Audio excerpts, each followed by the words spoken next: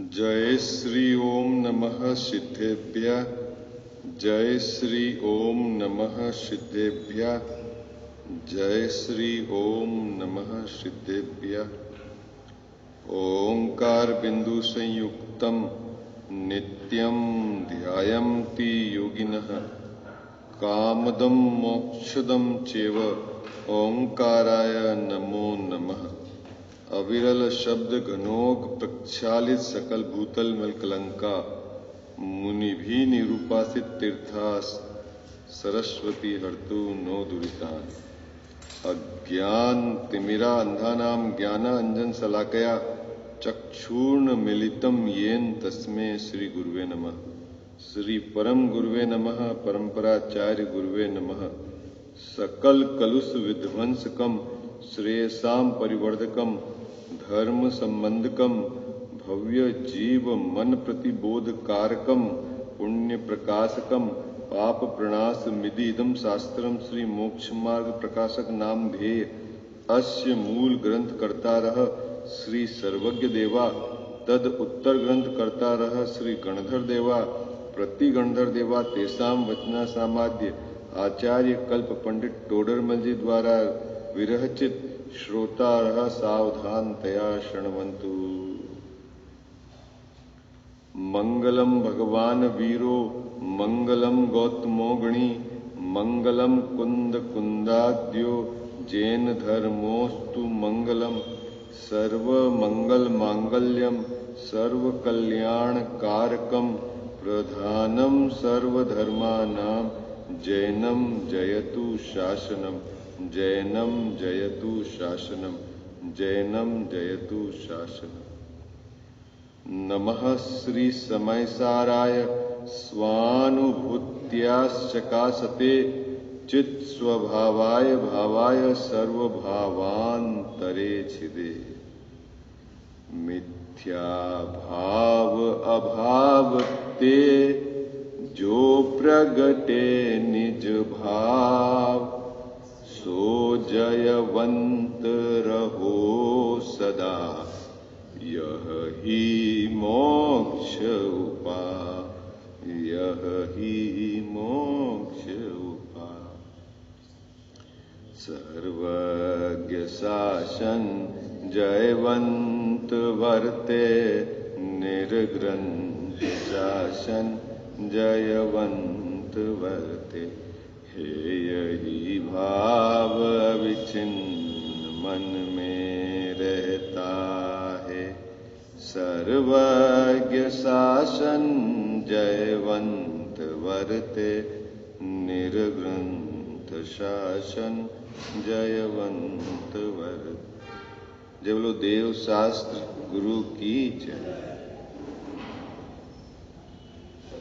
विषय क्या चल रहा है? नो कर्म का स्वरूप और उसकी प्रवृत्ति। नो कर्म किसको कहते हैं? शरीर है ना, शरीर, उसको क्या बोलते हैं? नो कर्म। क्या बोलते हैं? शरीर को बोलते हैं नो कर्म। और ज्ञान वर्ण आदि है उसको क्या बोलते हैं? द्रव्य कर्म। ठीक है। और जीव के जो राग द्वेष होते हैं ना, जीव वो क्या कहलाते हैं? भाव कर्म। ठीक है। तो द्रव्य कर्म और भाव कर्म का निविष्ट संबंध वो तो चर्चा पहले करा है। अभी यहाँ टोडरमल जी साहब यहाँ नो कर्म की प्रवृत्ति और उसके स्वरूप को बता रहे हैं। तो अपने को क्या क्या चीज पूरी अभी तक अपन ने चर्चा में कर ली। देखो, नाम कर्म के उदय से इसको शरीर मिलता है। ठीक है। किसके उदय से शरीर मिलता है? नाम कर्म के उदय से इसको शरीर मिलता है। और वह शरीर इस जीव के सुख दुख में किंचित निमित्त पड़ता है। ठीक है। तो इसलिए इसको नो कर्म भी कह दिया। ठीक है। अब ये शरीर कितने समय तक रहता है इस जीव के साथ और कैसे रहता है? तो टोडरमल जी साहब ने यहाँ बताई कि द्रव्य कर्म और जीव एक जोड़ा बनाया और उसके साथ नो कर्म, ये तीनों क्या एक क्षेत्र अवगाह में रहते हैं संसार अवस्था में। संसार अवस्था में जहां शरीर है वहीं द्रव्य कर्म है और वहीं आत्मा है। कितनी चीजें हो गई? एक क्षेत्र हो गया जहां शरीर है वहीं द्रव्य कर्म है और वहीं आत्मा है संसार अवस्था में। और साथ में ये भी बताया कि शरीर कितने समय तक टिका रहेगा, तो कहा आयु पर्यंत रहता है, ठीक है। और आयु पूरी हो जाती है तो यह आत्मा और द्रव्य कर्म उस शरीर को छोड़कर अन्य जहां उसको जन्म लेना है वहां चला जाता है, ठीक है। तो ऐसे यह आत्मा ने अनादि से अनंत शरीर धारण कर लिए, पहले को छोड़ा और 2 समय 3 समय 4 समय विग्रह गति में रहा और आगे जाके फिर शरीर उसको मिल गया। इस प्रकार इसका संसार परिभ्रमण पाया जाता है, ये बात कह दी। अच्छा साहब, तो ये आत्मा संसार अवस्था में शरीर के प्रमाण रहता है, तो टोडरमल जी साहब ने यहाँ समझाया कि हाँ देह के प्रमाण ही रहता है, लेकिन कभी कभी विशेष कंडीशन में आत्मा के प्रदेश देह से बाहर भी आ जाते हैं, उसको समुद्घात कहते हैं। ये बात बता दी। अच्छा, तो ये जो तीनों का कॉम्बिनेशन है, गठबंधन सरकार है बाबूजी, किनकी? 3 जनों की। एक तो है आत्मा, एक है द्रव्य कर्म और एक है नो कर्म। ये गठबंधन सरकार चलती कैसे है संसार अवस्था में? आई बात समझ में?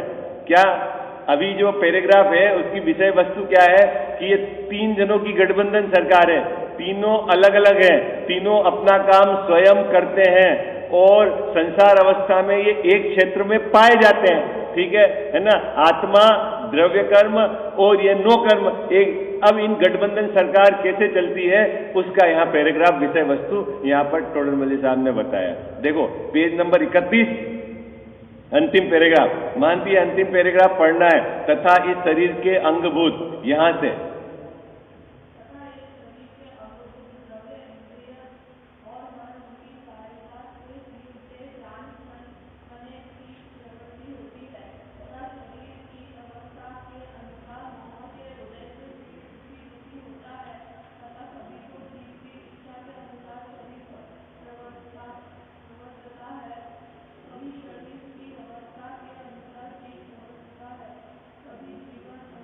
जीव जीव अन्यथा इच्छा रूप प्रवृत्ता है और पुद्गल अन्यथा इच्छा रूप प्रवृत्ता है।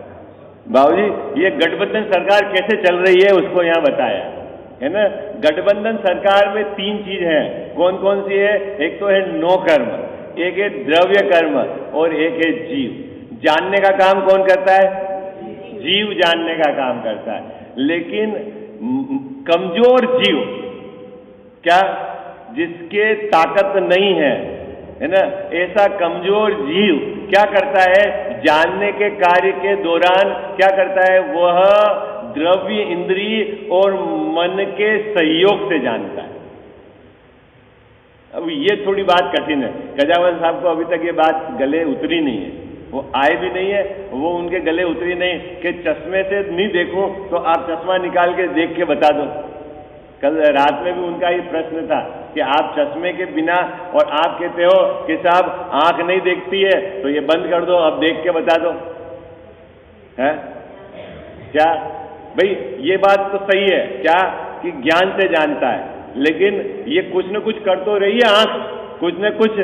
तो देखो उसको समझने के लिए एक उदाहरण से अपन समझते हैं, ठीक है बाबूजी। अपने जो है ना, जिनके क्या बोलते हैं घुटने का ऑपरेशन हुआ हो या जिनके पाँव में फ्रैक्चर हुआ हो और पट्टा कटने के बाद डॉक्टर उनको कहता है कि आप वॉकर लेके थोड़ा थोड़ा चलो। क्या कहता है डॉक्टर? वॉकर, वॉकर तो समझ गए ना, वॉकर लकड़ी समझ लो, नहीं तो वॉकर समझ लो, उससे थोड़ा थोड़ा चलो। तो वो क्या करता है? वॉकर के सहायता से चलता है, ठीक है। अब मेरा प्रश्न है कि वॉकर चलाता है कि वो खुद चलता है? चलता है? कौन चलाता है? अभी कौन चलता है? वॉकर चलाता है। देखो यदि वॉकर चलाने की ताकत रखता हो बाबूजी तो मुर्दे के साथ वॉकर रख दो और चलेगा वो? अरे बोला ना है। हाँ, वॉकर तो चलता ही नहीं, वो स्वयं उठा के चलता है। अच्छा, तो वॉकर नहीं चलाता और वॉकर को उठाने के लिए और उसको मेहनत करनी पड़ती है। एक काम करो, वॉकर हटा के चल के दिखा दो। ये दो में से एक काम करो आप भाई। तो ये तो सही बात है कि वोकर तो अपना रख दो और वोकर अपने आप नहीं चलता ना सिंगल सा है। चलाता कौन है? वोकर को भी है। कौन चलाता है? हाँ, यूं मत समझना कि वो जीव चलाता है। वोकर का परिणमन तो वोकर स्वयं करता है, लेकिन वोकर के सहायता से ये जीव चलता है ना। ये जो कहते हैं, ये वोकर क्या इंडिकेशन करता है ये बताओ। वो जो वोकर क्या बतलाता है, ये बात तो आपके सबके गले में बात उतर गई कि वोकर चलाता तो नहीं है। देखो, जो मुर्दा है उसको नहीं चलाता, लेकिन जिसमें चलने की शक्ति नहीं है उसको भी वोकर नहीं चलाता। ये बात भी जानते हो ना? हाँ जी, जिसमें चलने की शक्ति नहीं है उसको वोकर क्या चलाएगा? है पैरालिटिक है, बिल्कुल दोनों पांव से पैरालिसिस है। अब आप उसको बढ़िया क्वालिटी का वोकर, दी बेस्ट वर्ल्ड का वो ला के रख दो, चलने लग जाएगा? है क्यों नहीं चला रहा वो? है कि भाई उसमें ताकत नहीं होगी तब तक वह, अच्छा तो उसमें ताकत है तो फिर वोकर की सहायता क्यों ले रहा है? अरे वोकर उसकी कमजोरी की निशानी है। चलने की ताकत तो है, लेकिन इतनी ताकत नहीं है कि वो स्वतंत्रता चल पाए, इस बात की इंडिकेशन है। चलता तो जीव तब भी अपनी शक्ति से है। आई बात समझ में? है ना? चश्मे से अपन देखते हैं तो चश्मा नहीं दिखाता। ये चश्मा क्या इंडिकेशन कर रहा है? क्या इंडिकेशन कर रहा है? कि आपकी कमजोर अवस्था है जानने की। इसमें आंख और चश्मे का निमित्त लेना पड़ता है। आई बात समझ? क्या इंडिकेशन कर रहा है? हाँ, आंख और चश्मे निमित्त है। ठीक उसी प्रकार ये तीन जनों की गठबंधन सरकार है। किसकी गठबंधन सरकार हो गई? एक तो जीव, एक द्रव्य कर्म और एक नो कर्म। इसमें जानने का काम कौन करता है? जीव करता है। और किसके निमित्त से, किसके सहारे से जानता है? कमजोर अवस्था में, कि कहते हैं द्रव्य इंद्रिय और मन के सहायता से जानता है। संसार अवस्था में, कमजोर अवस्था में बाबूजी क्या है? उसके जानने का काम कैसे होता है? 5 इंद्रिय और मन के सहायता से जानने का काम। पहली पंक्ति समझ में आ गई आपको? देखो क्या कहा है यहाँ पर। इस शरीर के अंगभूत, शरीर मतलब नो कर्म, नो कर्म के अंग कौन कौन से हैं? द्रव्य इंद्रिय और मन। उसकी सहायता से जीव के ज्ञान पने की प्रवृत्ति होती है। ठीक है, जानता कौन है? जीव जानता है। किसकी सहायता से जानता है? हाँ, आंख की सहायता से मैंने जाना, शरीर स्पर्शन इंद्रिय की सहायता से मैंने जाना ये ठंडा है, गर्म है, भारी है, हल्का है। अभी आपको पता लग जाता है ना भारी है, हल्का है, तो किसने जाना? जाना तो जीव ने। जाना किसने है? जीव ने। किसकी सहायता से जाना है? ये जो इंद्रिय है ना, उसकी सहायता से जाना। ठीक, चलो, तो ये जानने का काम कैसे होता है इस संसार में, इसको कमजोर अवस्था में ये बता दिया। अब आगे देखो क्या कहते हैं। तथा शरीर की अवस्था के अनुसार मोह के उदय से जीव सुखी दुखी होता है। अरे ये भी बात है, सुखी दुखी कौन होता है? तीनों में से जीव होता है। किससे सुखी दुखी होता है? कि मोह के कारण सुखी दुखी होता है। और मोह क्यों? कि शरीर की अवस्था को देख के, ओ बाप मेरे तो बहुत रोग हो गया, बहुत परेशान है। अब तो क्या है कि कमर का दर्द है, अब तो हम नीचे बैठ नहीं पाते, चल नहीं पाते हैं। बाबू जी, दुखी कौन हो रहा है? जीव। किसका निमित्त पड़ रहा है बाहर में? बाहर में शरीर की अवस्था और अंतरंग में उसका मोह है, उसके कारण ये जीव सुखी दुखी होता है। ओके, ये भी बात सरल है भैया। जानता भी जीव है और सुखी दुखी भी जीव होता है। जानने के दौरान भी इसको सहारा लेना पड़ रहा है। किसका? द्रव्य इंद्रिय और मन का। और ये दुखी भी होता है तो शरीर की अवस्थाओं का आधार से मोह को सहकार करते हुए जीव सुखी दुखी होता है। ठीक है, ये तो है। अब तीसरी अवस्था, जानने का भी काम बता दिया, सुखी दुखी कैसा होता है ये भी बता दिया। अब तीसरा एंगल क्या कहते हैं? कभी तो जीव की इच्छा के अनुसार शरीर प्रवर्तता है। 3 जोड़े बनाए टोटल मल्ली साहब ने यहाँ। कभी तो जीव की इच्छा के अनुसार शरीर प्रवर्तता है, कभी शरीर की अवस्था के अनुसार जीव प्रवर्तता है, और कभी जीव अन्यथा इच्छा रूप प्रवर्तता है और शरीर अन्यथा इच्छा रूप प्रवर्तता है। 3 काम हो गए। तीन जोड़े हो गए। गठबंधन सरकार है ना, गठबंधन सरकार है तो बाबूजी अभी मोदी जी ने निर्णय ले लिया क्या एनडीए में कि नोटबंदी करेंगे, ओके। तो साहब जो उसके गठबंधन वाले भले ही नहीं मानते हो नोटबंदी को अच्छा, लेकिन क्या करें, अच्छा है क्या कर दिया उन्होंने, अच्छा है मान लिया, ठीक है। तो कभी कभी ऐसा होता है उसको स्वीकार कर लेता, कभी कभी क्या करता है वो कि स्वीकार नहीं करता, अरे ये काम गलत कर दिया उन्होंने, लेकिन करे क्या, हमारे गठबंधन का हिस्सा है। और कभी कभी वो ऐसा होता है कि वो जो स्टेटमेंट देते हैं और ये स्टेटमेंट देते हैं दोनों अलग, लेकिन रहते साथ में, क्योंकि सरकार तो आपकी है। तीन परिस्थितियां बन गई ना, तीन सिचुएशन हो गई गठबंधन सरकार की। क्या, या तो जीव विकल्प करे और वैसे ही शरीर का परिणमन हो जावे, एक जोड़ा तो ये बन गया, एक शरीर का परिणमन होवे वैसे ही आत्मा के प्रदेशों का परिणमन हो जावे, दूसरा जोड़ा हो गया।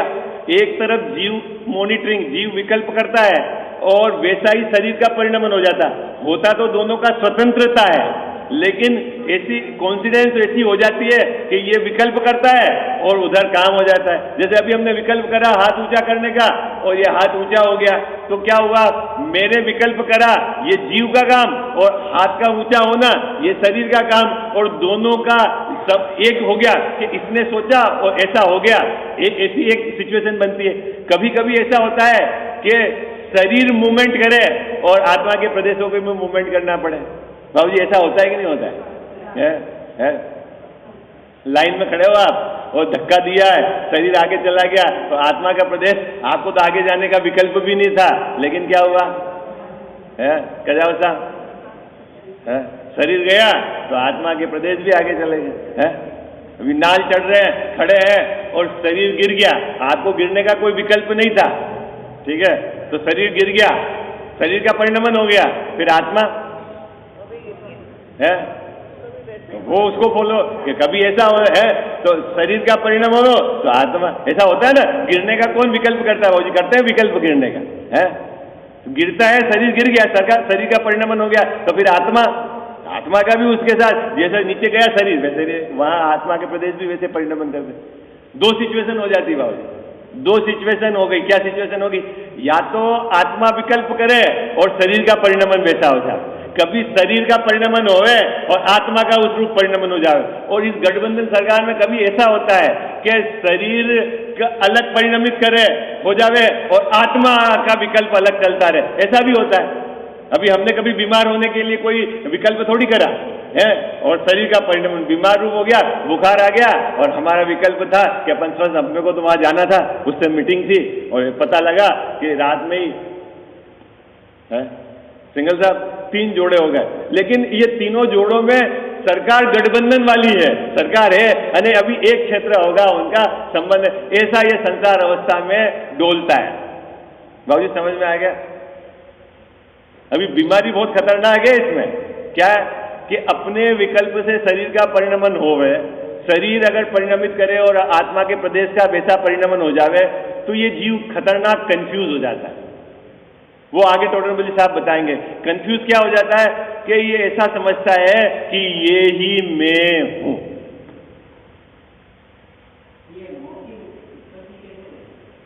मोह की उत्पत्ति अज्ञानता के कारण होती है,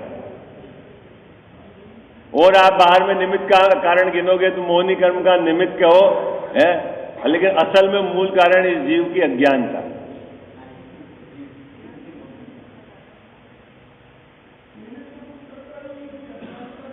हाँ,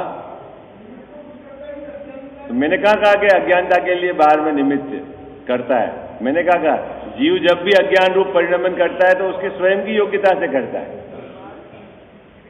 उसको किसी ने बांधा थोड़ी है कि तेरे को करना ही है। लेकिन जब जब भी वो ऐसा परिणमन करता है तो बाहर में जो उपस्थिति रहती है उस पर आरोप जाता है। अगर ऐसा ही होवे कि निमित्त ही करावे तो फिर इस संसार से बाहर निकले कैसे, ये बताओ ना कजाओ साहब। मोक्ष मार्ग में जावे कैसे? कर्म ले जाता है मोक्ष, तो कर्म ले जाता है तो आप पराधीन हो गए, फिर आपके पास क्या ताकत रही?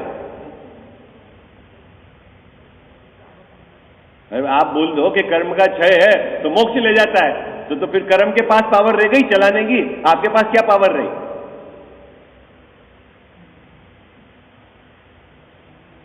पुरुषार्थ फिर किसको कहना?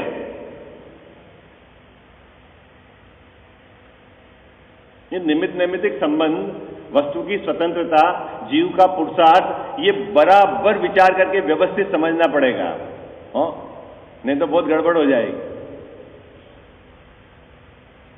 बात क्या चल रही थी? संसार अवस्था में गठबंधन सरकार है। किसकी गठबंधन सरकार है बाबूजी? 3 चीज हो गए। एक तो अभी यहाँ नो कर्म, उसका स्वरूप और उसकी प्रवृत्ति चल रही है, ठीक है। क्या क्या बात बता दी कि नाम कर्म के उदय से शरीर मिलता है, ओके। ये शरीर के साथ जीव और द्रव्य कर्म कैसे रहते हैं? तो बोले एक क्षेत्र अवगाह रहते हैं, ठीक है साहब, एक क्षेत्र अवगाह रहते हैं। शरीर कितने समय तक रहता है? कि बोले वो तो आयु पर्यंत रहता है, ठीक है। वो छूट जाएगा तो बोले 2, 3, 4 समय में नया शरीर धारण कर लेता है। अच्छा चलो ठीक है। तो ये आत्मा के प्रदेश संसार अवस्था में देह प्रमाण रहते हैं, हाँ बोले देह प्रमाण रहते हैं, लेकिन कोई विशेष अवस्था में, विशेष कंडीशन में वो उस देह से छोड़कर बाहर भी चले जाते हैं, उसको समुद्घात कहते हैं। अच्छा चलो एक साथ रहते हैं तो इनका क्या कॉम्बिनेशन है? तो ये कॉम्बिनेशन समझाया, ठीक है। ऐसे ये नो कर्म की प्रवृत्ति चल, ओके। बात समझ में आ गई? द्रव्येंद्रिय कमजोर जानने वाला आत्मा द्रव्येंद्रिय और मन के सहारे से जानता है। एक बात, बाहर शरीर की अवस्थाओं के कारण मोह का साकार पड़ के आत्मा सुखी दुखी होता है, और फिर इनकी गठबंधन सरकार कैसे चलती है? कभी जीव विकल्प करता है और शरीर का परिणमन उस रूप हो जाए, कभी शरीर का परिणमन होता है तो आत्मा के प्रदेश उस रूप परिणमित हो जाए, और कभी ऐसा होता है कि जीव का विकल्प कुछ होता है और शरीर का परिणमन कुछ होता है। ऐसे मिलकर भी सरकार चल रही है संसार अवस्था में, ये गठबंधन सरकार चल रही, ये है अवस्था, ठीक है। तो अब सिंगर साहब समस्या ये खड़ी हो गई कि ये शरीर जो मिला है नो कर्म का, ठीक है, ये एक शरीर से एक ही जीव रहता है कि बहुत सारे जीव रहते हैं? ये कैसे क्या चलता है संसार अवस्था में? कितने कितने समय कहाँ रहना हो जाता है? यदि बहुत बड़ी क्वेश्चन की क्वेरी है इस जीव के, और उन सब क्वेश्चन का समाधान संसार अवस्था में यहाँ पर टोडरमल साहब ने निगोद के आधार से उसका समाधान करा। देखो प्रश्न क्या है? नित्य निगोद और इतर निगोद, ये बात तो समझ में आ गई ना? नो कर्म की प्रवृत्ति अवस्था, ठीक है। इस प्रकार नो कर्म की प्रवृत्ति जानना।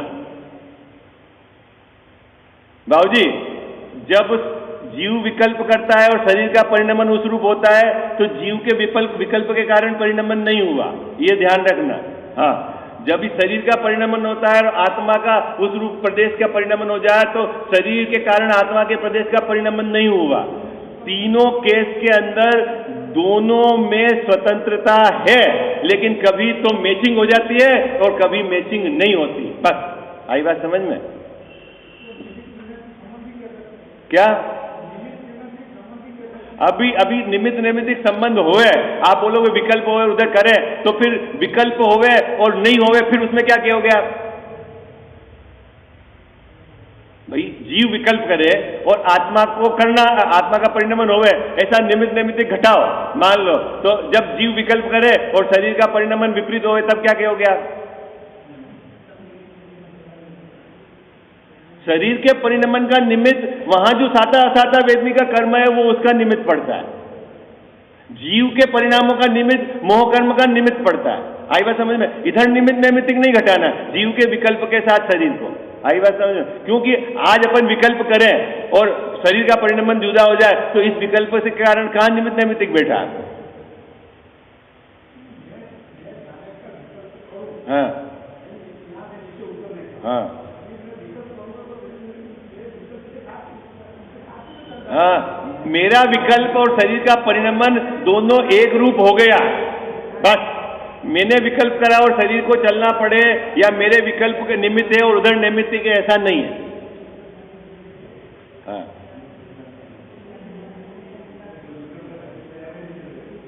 क्यों कि मेरा विकल्प होए और हमेशा शरीर को चलना ही पड़े, तो ऐसा तो होता ही नहीं हमेशा।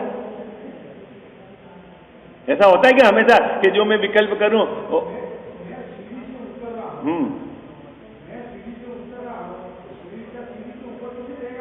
भाई संसार अवस्था में तो वो बिल्कुल जोड़ा है, गठबंधन सरकार है, लेकिन आपके विकल्प से शरीर का परिणमन नहीं हो रहा है, न तो करा रहा है और नहीं निमित्त है। आई बात समझ में आई? क्योंकि निमित्त शरीर का परिणमन है, वहां जो शरीर का जो परिणमन का निमित्त पड़ता है अंतरंग कर्म, जीव के भाव में जो जीव के भाव का निमित्त पड़ेगा वो वहां निमित्त पड़ेगा। आपस में निमित्त नैमित्तिक संबंध घटाओगे तो आप जब बीमार हो गए, शरीर का बीमार रूप परिणमन हुआ, तब आपका विकल्प क्या सोच रहा था कि मैं बीमार हो जाऊं, मेरे को पैरालिटिक हो जाए, मेरे दोनों है, तो फिर अपना विकल्प, वो जो पैरालिटिक वाला ये सोचता है कि अब तो मैं चल के पैदल चल के शिखर जी की यात्रा करके आ जाऊं, लेकिन फिर उसके विकल्प से होता है कुछ बात? हाँ? तो तीन घटना सीक्वेंस है, कभी विकल्प करे और कभी हो जाए, एक जोड़ा बन जाता, कभी शरीर का परिणमन होवे आत्मा ऐसा, और कभी ऐसा होता है आत्मा का परिणमन अलग, शरीर का परिणमन अलग। तीनों ही बातें टोटलमल साहब ने यह बता दी ना। देखो क्या कहा, कभी तो जीव की इच्छा के अनुसार शरीर प्रवर्तता है, आई बात। तो शरीर का प्रवर्तन तो शरीर ही करता है, जीव की इच्छा और उसका प्रवर्तन मैचिंग हो गया है, आई बात समझ में। और कभी शरीर की अवस्था के अनुसार जीव प्रवर्तता है, शरीर का परिणमन हो गया, अभी आपसे बोलता है साहब क्या, अरे बूढ़ा हो गया हूं मैं, अब तो रिटायर्ड, कौन रिटायर्ड हुआ है? अब अपने से तो नहीं उठता, कौन से नहीं उठता? ये शरीर का जैसा परिणमन है, ये जीव वैसा मानने लग जाता है। और तीसरा कि जीव कुछ सोचता है और शरीर का परिणमन कुछ होता है? बोलो, इसका मतलब है दोनों जगह स्वतंत्रता है, कभी कभी मैचिंग हो जाती है और कभी कभी मैचिंग नहीं होती। ये संसार अवस्था में ये गठबंधन सरकार है, आयु पर्यंत जो देह रहेगी वो ऐसी उसकी एक्टिविटी है। ये नो कर्म का स्वरूप और उसकी प्रवृत्ति बताई। अब साहब संसार क्या है, कहां से बिगिनिंग, कैसा संसार, इसका पूरा यहाँ पे चित्रण टोडरमल साहब ने, क्योंकि यह संसार अवस्था का स्वरूप है ना, वो बताया है। तो प्रारंभ करी बात वहां से, नित्य निगोद और इतर निगोद।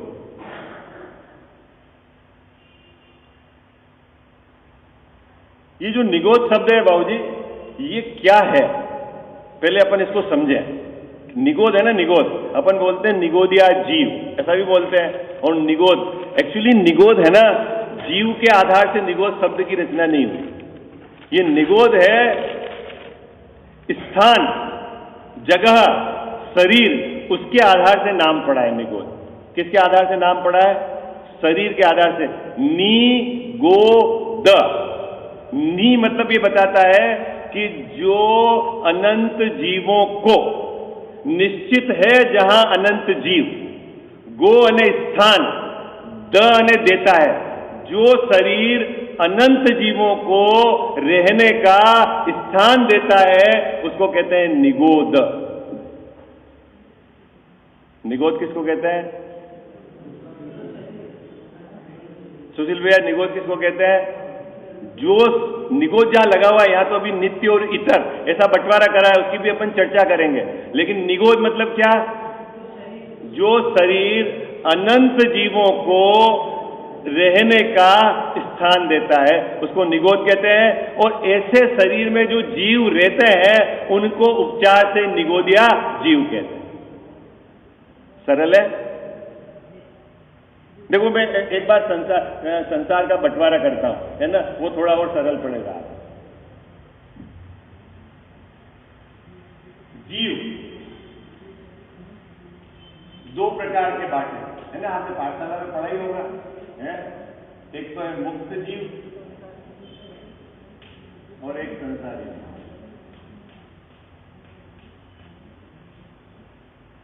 जीव की दृष्टि से तो दोनों ही जीव है बाबूजी, जीव की दृष्टि से तो दोनों ही जीव है।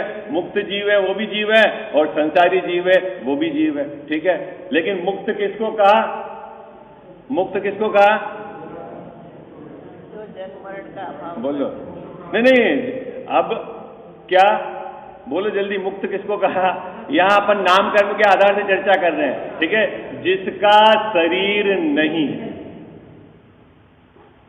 अनंत भगवान किस में आएंगे कजावत साहब? अभी अब आगे जन्म नहीं लेगा तो अनंत भगवान का भी जन्म नहीं होगा।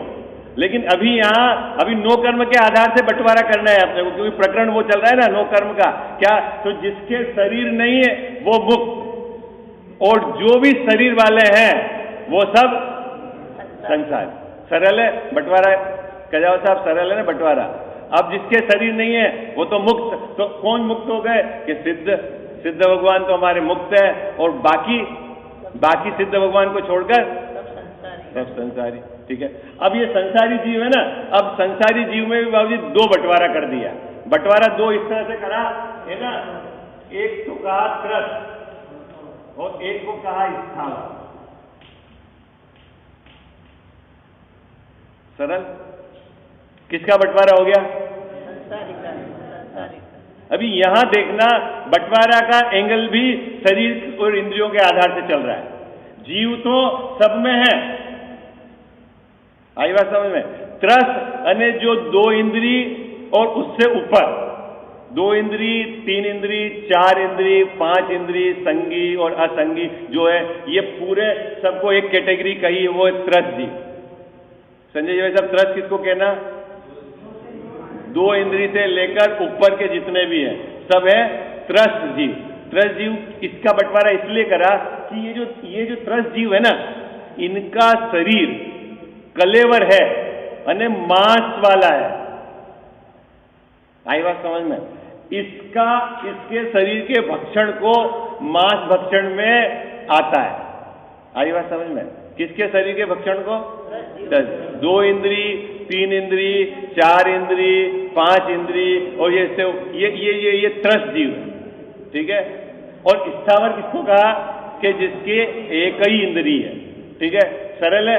तो एक इंद्री कितने के? तो वे 5 प्रकार के जो जीव जिस शरीर में रहते हैं जिसमें एक ही है। और एक समझना, जब एक इंद्री होगी तो नियम से स्पर्शन इंद्री होगी, दो इंद्री होगी तो स्पर्शन रसना होगी, ऐसा क्रम है ना।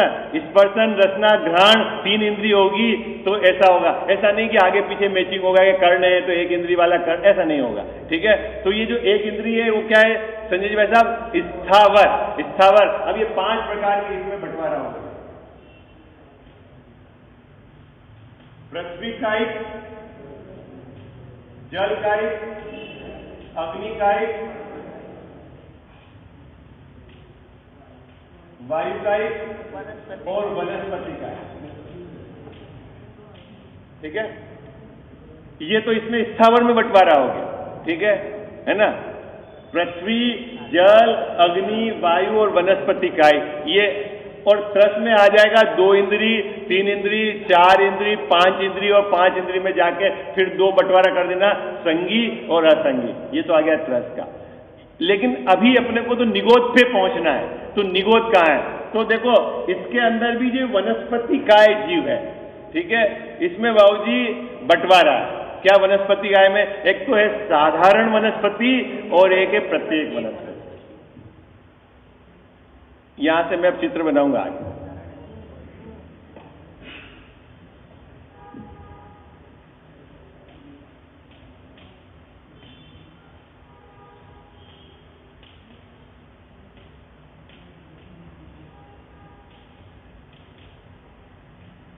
एक है साधारण और एक है प्रत्येक।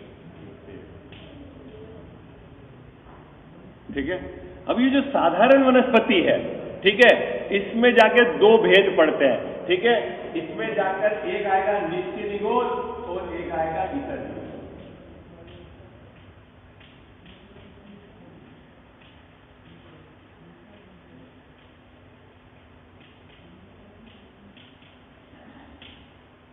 ठीक है, और प्रत्येक में जाकर भी फिर 2 भेद पड़ेंगे। क्या? इसमें जाएगा सप्रतिष्ठित और अप्रतिष्ठित।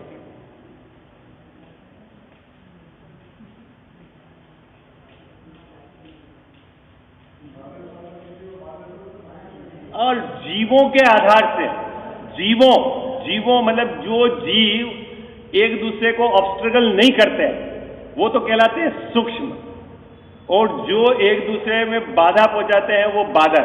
वो है वो एक सूक्ष्म और बादर की अलग संज्ञा है। ठीक है,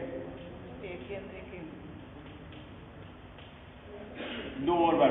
ठीक है, अभी ये चार्ट अपने को समझना है निगोद क्या है ना, क्योंकि यहां नित्य निगोद और इतर निगोद यहां से हेडिंग करके विषय को प्रारंभ किया है, ठीक है। तो अपन ने अभी निगोद की क्या परिभाषा बताई? निगोद मतलब निश्चित है अनंत जीवों के रहने का स्थान, ठीक है। निगोद शरीर, जिस शरीर के आश्रय से अनंत जीव रहते हैं वह निगोद शरीर, और उसमें रहने वाले जीवों को कहते हैं निगोदिया जीव। ओके, ठीक है। अब उसमें दो बंटवारा है बाबूजी, अपन ये कर दिया ना। एक तो साधारण ये क्या है? साधारण अपने को समझना है, और एक है प्रत्येक, और फिर बेस में है वनस्पति काय। ये बंटवारा बाबूजी जो निगोद का है वनस्पति काय में, ठीक है। किसमें है? वनस्पति काय। और वनस्पति काय किस गति में आता है? तिर्यंच गति में आता है। देखो आप थोड़ा सा है ना, थोड़ा सा 4 गतियां हैं। ओके, 4 गतियां कौन कौन सी? देव गति, मनुष्य गति, नरक और तिर्यंच। इसमें से देव गति के जितने भी जीव हैं वो नियम से संगी पंचेंद्रिय। क्या? अरे बोलो भाई, याद रहेगा ना।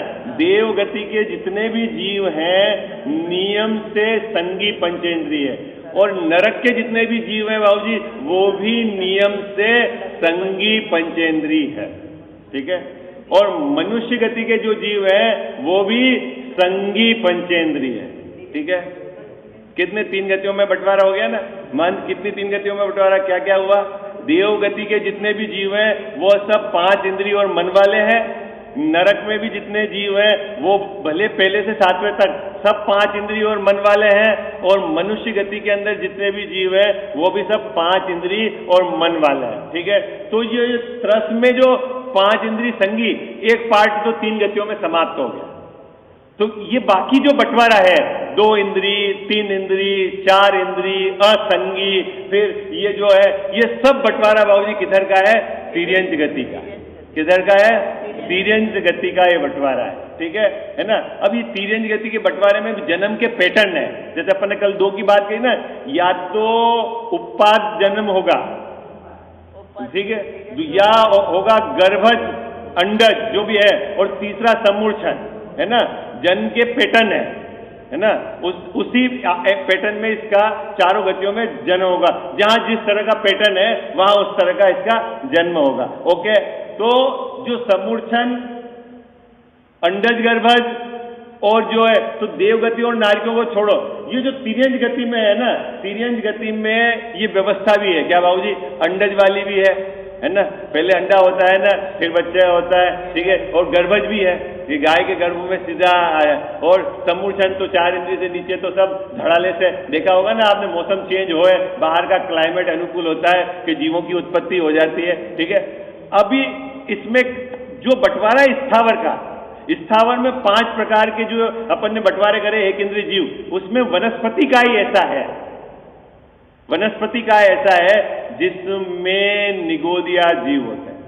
वनस्पति काय, अभी अब वहां बंटवारा फिर अपन ने वनस्पति काय में कैसे करा? एक साधारण वनस्पति और एक प्रत्येक वनस्पति। तो अब साधारण किसको कहते हैं, प्रत्येक किसको कहते हैं, ये पहले अपने को समझना है। साधारण किसको कहते हैं? कि जहां एक शरीर के आश्रय से अनंत जीव रहते हैं और उनका जन्मना, मरना, श्वासोश्वास साधारण है, यानी एक साथ होता है। संजय भाई साहब, साधारण मतलब क्यों? तो अभी कर्म की तरफ से बोलेंगे तो साधारण नाम कर्म का उदय है, ठीक है। लेकिन अपने को अभी क्या, शरीर तो है एक, कह जाओ साहब, शरीर कैसा है? एक, और जीव कितने हैं? अनंत। एक शरीर के आश्रय से अनंत जीव रहते हैं, और उनको साधारण क्यों? कि उनका जन्मना, उनका मरना, उनका श्वासोश्वास वो सब साधारण यानी एक साथ होता है, वो कहलाता है साधारण, ठीक है। वो क्या कहलाता है? साधारण शरीर। अभी मैंने एक बार आपको पहले बताया था ना, पहचान वनस्पति काय में कैसे पहचान करोगे कि कौन सी वनस्पति साधारण है और कौन सी प्रत्येक है। बाबूजी, अपन सब्जी खरीदने जाते हैं तो अपने को कौन सी सब्जी खरीदनी चाहिए? सावधानी करके कि जिसमें प्रत्येक वनस्पति हो। देखो नियम तो यह है कि यदि आप बिना वनस्पति है ना तो जीव की विराधना तो है ही है, भले एक वनस्पति में एक जीव रहे, एक लोकी में एक जीव रहे, तो भी एक जीव तो है ही है उसके आश्रय से, ओके। और एक लोकी ऐसी भी आती है कि जिसमें एक लोकी के आश्रय से अनंत जीव रहते हैं। लोकी तो वही है, लोकी वही मतलब लोकी में दो तरह की वैरायटी हो गई है ना। आपके तरोई में दो तरह की वैरायटी हो गई, गिलकी में दो तरह की वैरायटी हो गई, एक ककड़ी में दो तरह की वैरायटी हो गई। दो तरह की कौन कौन सी वैरायटी हो गई है? एक में तो एक ककड़ी के आश्रय से एक जीव रहे हुए, और एक में एक ककड़ी के आश्रय से अनंत जीव रहे हुए। अब अपन जेनी है बाबूजी, तो अपने को सिलेक्शन कैसे करना चाहिए यूं बताओ। पहले तो अगर नहीं खाए रहे हो तो बहुत ही बढ़िया है, ये ऐसा नहीं कि भाई खाना ही अनिवार्य हो, ये तो बिल्कुल नहीं, क्योंकि जीव की विराधना। लेकिन मान लो उस तरह की आपकी स्थिरता नहीं है और खाना पड़े, तो बाबूजी क्या चॉइस होना चाहिए अपना? सिलेक्शन का चॉइस क्या होना चाहिए? अरे बोलो ना अजीत भैया, सिलेक्शन का चॉइस कि वो प्रत्येक वनस्पति मतलब जिस एक के आश्रय से एक जीव रहता है वो वाली वनस्पति। और अपन चयन कैसे करते हैं? अरे बोलो ना, चयन कैसे करते हैं? चयन तो अपन क्या करते हैं कि जो साधारण है, वो जो रोए वाली आल रहती है ना, वो जो रोए वाली छोटी, वो साधारण वनस्पति है। अभी अब वो विषय लंबा हो जाएगा, समझो आप। जो आप बिल्कुल सॉफ्ट रोए वाली देख के लाते हैं टिंडोरी या वो क्या टेंसी, वो साधारण वनस्पति। साधारण वनस्पति किसको कहते हैं? है तो बाबूजी अपन क्यों पसंद करके लाते हैं साधारण? नहीं, आप तो जाते ही नहीं होगा। एक डिपार्टमेंट दूसरों को दे रखा है बाबूजी। क्यों, क्या तेल कब लगेगा नहीं सीजने में, ऐसा है? फिर क्या है? अरे कुछ तो बोलो। चयन करने का तरीका भाई, अभी है ना, अभी नित्य निगोद की बात करेंगे। नित्य निगोद की कि बहुत सारे जीव ऐसे हैं जो अनादि से निगोद में हैं और अनंत काल तक इससे यहां से बाहर नहीं निकलेंगे। वो कारण बताया वहां आचार्य भगवान ने, क्या? भाव कलंका प्रचुर।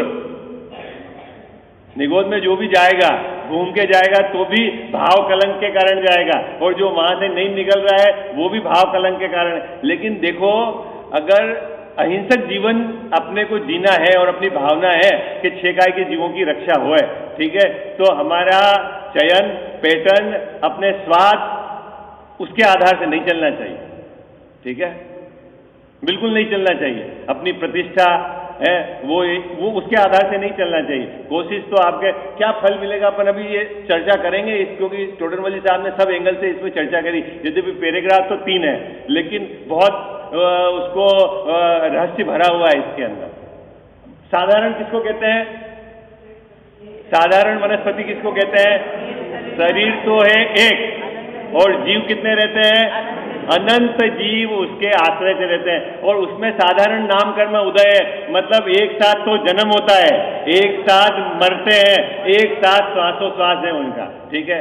और प्रत्येक वनस्पति किसको कहते हैं? कि जिस वनस्पति का स्वामी एक जीव है, जिस शरीर का स्वामी एक जीव, ठीक है। ये तो मोटा मोटा बंटवारा हो गया।